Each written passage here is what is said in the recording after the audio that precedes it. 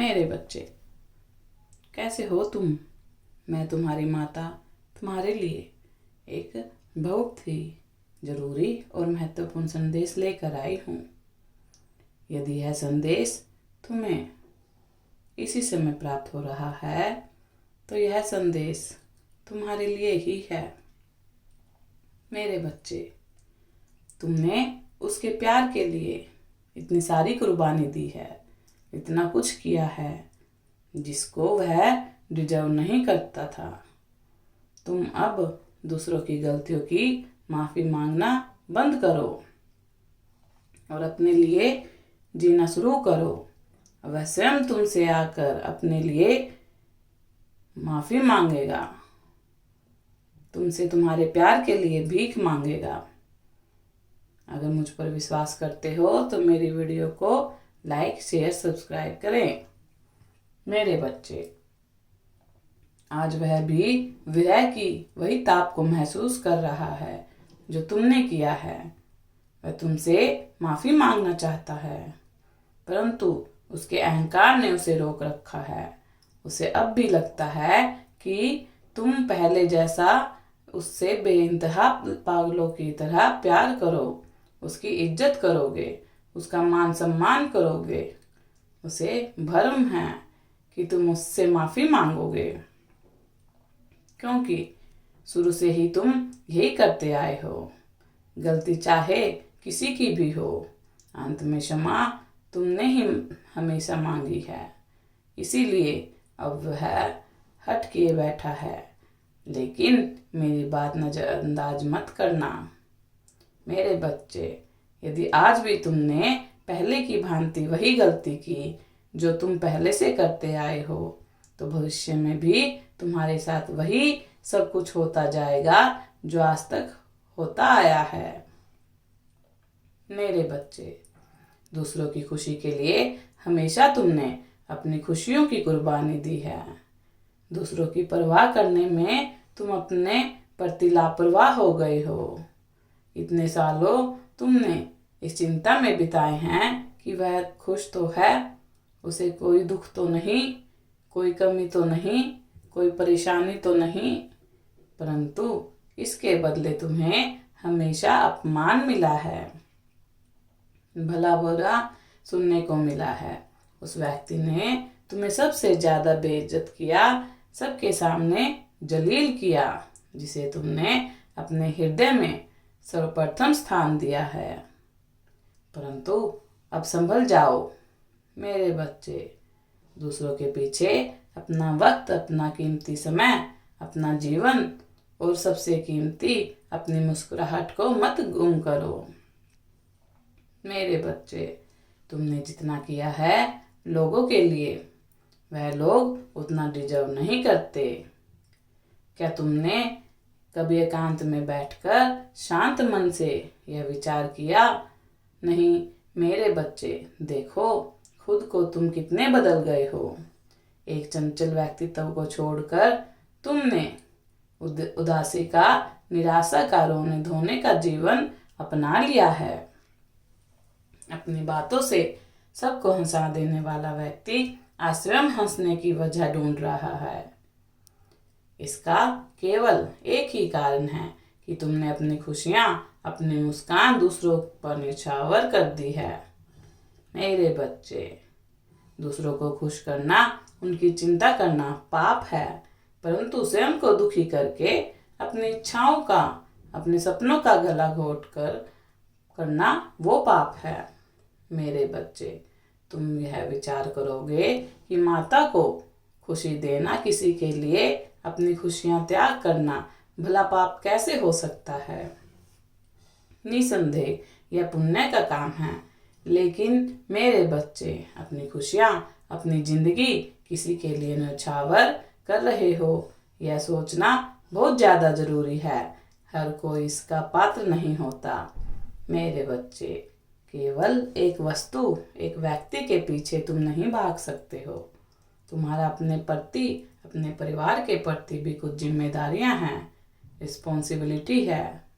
मैं जानती हूँ तुम अपने परिवार के प्रति अपना कर्तव्य बहुत अच्छी तरह से निभा रहे हो। उन्हें बहुत सारी खुशियाँ देना चाहते हो।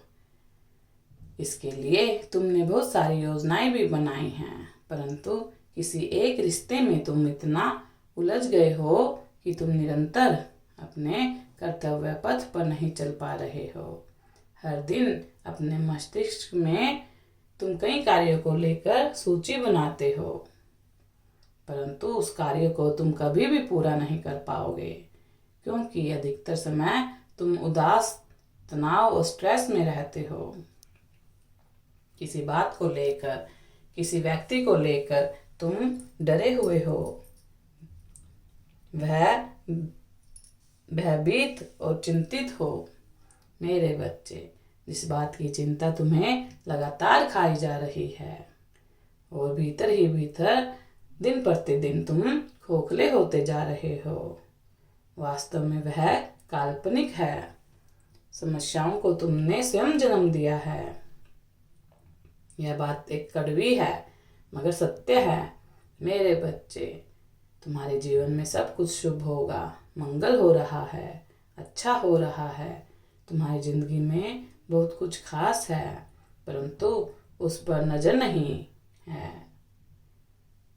मेरे बच्चे, शांत हो जाओ, सब्र रखकर, धैर्य रखकर अपने अच्छे कर्म करते रहो। सब कुछ अपनी माता पर छोड़ दो। तुम्हारी सोच से कई गुना अधिक ज्यादा तुम्हें प्राप्त होगा। मेरे बच्चे, तुम्हारी सबसे बड़ी कमजोरी यही है कि तुम में सब्र नहीं होता, इंतजार नहीं होता। परंतु तुम्हें यह समझना होगा कि तुम कुछ चीज केवल प्रतीक्षा में से मिलती है। जल्दबाजी से केवल अशांति, उदासी आएगी, स्ट्रेस आएगा। मैं जानती हूँ मेरे बच्चे, कुछ लोग ऐसे हैं जो बहुत कम समय में बहुत ज़्यादा अपने जीवन में तरक्की कर रहे हैं, सफलता को पा रहे हैं। बैठे ही बैठे उन्हें हर क्षेत्र में ऊंचाइयां प्राप्त हो रही है, परंतु तुम उनसे प्रतिस्पर्धा का भाव क्यों रखते हो? मेरे बच्चे, दूसरे के जीवन में, दूसरों की जिंदगी में झांकने से बेहतर है तुम अपने जीवन में झांको, क्योंकि तुम्हारे जीवन में ऐसा बहुत कुछ है जो हर किसी के पास नहीं है। मेरी बात भली प्रकार से समझ लो। बहुत सीधा और सच्चा होना तुम्हारे दुख का मुख्य कारण है। तुम्हारी अच्छाई का दूसरों की नजरों में केवल तभी तक महत्व है जब तक तुम किसी के काम आ रहे हो, अन्यथा तुम्हारी अच्छाई, तुम्हारा प्यार, तुम्हारी सच्चाई, तुम्हारा त्याग और समर्पण सब की कीमत शून्य है। मेरे बच्चे, इसीलिए अभी समय है, संभल जाओ, अपना ख्याल रखो, अपने परिवार का ख्याल रखो।